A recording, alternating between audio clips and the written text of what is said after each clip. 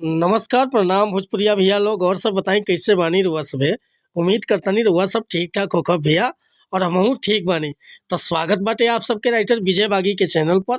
और आज उपस्थित बानी भैया रउआ सबके बीच में लेके लगन स्पेशल एकदम जबरदस्त भोजपुरी मैटर। और दिल से बताओ तनी भैया कि एक नया म्यूजिक बनवा के बढ़िया तरीका से गायकी कर देतानी तो गाना 100% लगन में बजी तो बजी भैया।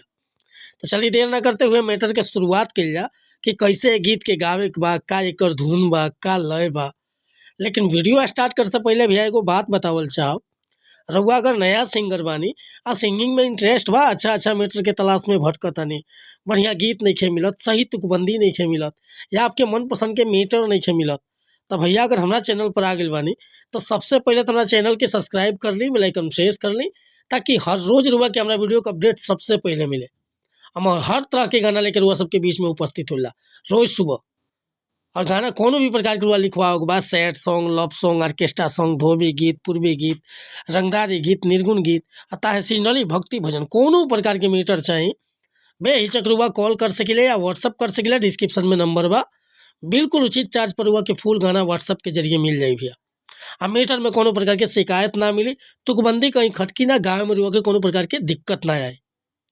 आज के मीटर देखिए कैसे कंपोज के बनी, बहुत बढ़िया गीत बाटे, मुखड़ा बाटे। हारी लागे के गोरिया कतल करैबू कम सीने काची जवानी में, आयो भी उमर बहाना जुक तनी और रहल कर सावधानी में। मांजा पगलाइबू का।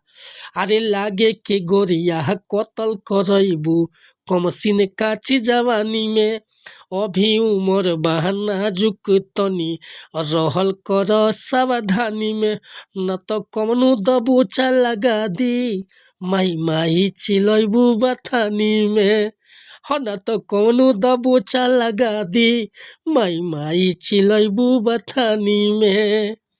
तो भैया ये गाने का अगर नया म्यूजिक बनवा देता नहीं या बढ़िया से गायकी कर देता नहीं तो एकदम दिल से कहत नहीं भैया, पक्का ही गाना वायरल होके। तो अगर मीटर पसंद बा, फुल गीत लिखवावे के चाहता नहीं तो बेहिचक हमरा व्हाट्सअप के नंबर पर हुआ संपर्क कर सकीला। व्हाट्सअप के नंबर बाटे 8874473128। कोनो प्रकार के मीटर लिखवाओ के बा, चाहे नया म्यूजिक बनवाओ के बा, बिल्कुल उचित चार्ज पर हुआ के गाना, बिल्कुल उचित चार्ज पर हुआ के म्यूजिक मिल जाई भैया। अगर वीडियो पसंद आयल हो तो एगो लाइक करब, कमेंट करब। आ चैनल पर मतलब पहली बार आयल होके तो चैनल के सब्सक्राइब कर ली, रुआ खतरा बहुते फायदा रही। काहे कि भैया हम रोज मॉर्निंग में रुआ सबके अच्छा मैटर लेके उपस्थित होइला। मिला तानी फिर से अगला वीडियो में कुछ नया गाना के साथ। कोनो गलती त्रुटि हमसे भली तो क्षमा चाहता नहीं। जय हिंद, जय भारत, जय भोजपुरी समाज।